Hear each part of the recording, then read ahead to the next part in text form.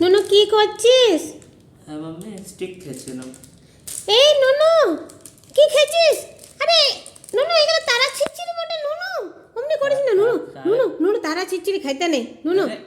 নুনু নুনু নুনু বিষ বিষ নুনু অমনি করে না সোনা বাচ্চা আমার। তারা ছিটছিরি পাপাকে আগে ফোন করতে হবে বারুদ গেলাকে খেয়ে দিলে। আরে নুনু আমার সোনা বাচ্চা। মিষ্টি বারুদ ওটা না। আরে নুনু অমনি করে না সোনা বাচ্চা। বেবি বেবি অমনি করে খাবি না নুনু খাবি না নুনু।